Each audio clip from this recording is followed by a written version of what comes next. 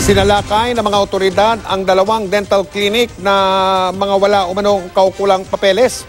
Ang ilang mga dental technician nila ay nabistong hindi rin pala otorisado. At yan ang tinutukan ni Emil Sumangil.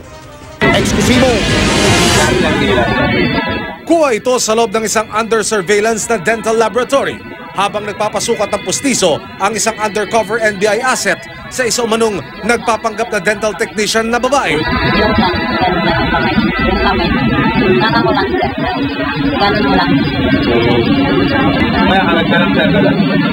Ayon sa NBI, bagsak agad sa standard ng laboratory dahil sa procedure pa lamang bukod sa mano-mano kong isagawa.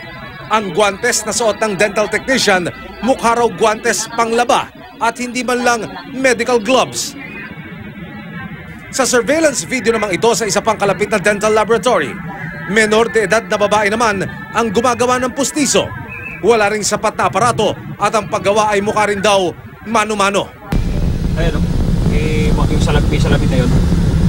Kanina, inoperate ng NBI Special Task Force ang dalawang dental laboratory na matatagpuan sa Commonwealth Avenue malapit sa Litex Market sa Quezon City. Okay na, ready na. Pwesto na, pwede na. Entrapment operation ang ikinasa. Nang tanggapin na ng target ang mark money, Pwesto namin kayo sa violation ng RA 94, Philippine Dental Act. sabayan ng inaresto ng NBI ang mga peki raw na dental technician. Sumalit po namin kayo sa pagkakas sa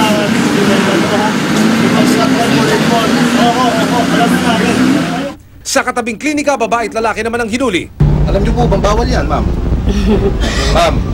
Oh, hindi ko po masabi kasi naghanap ko lang naman po kanya.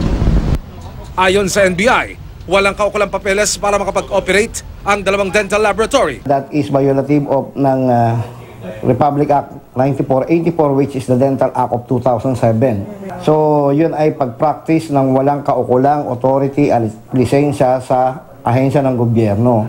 Puro hindi raw lisensyadong dental technician o licensed dentist ang mga nahuli.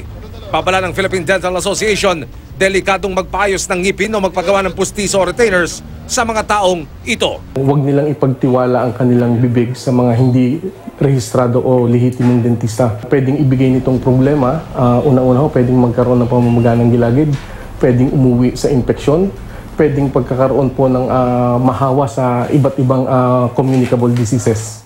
Emil Sumangil, Nakatutok, 24 Oras.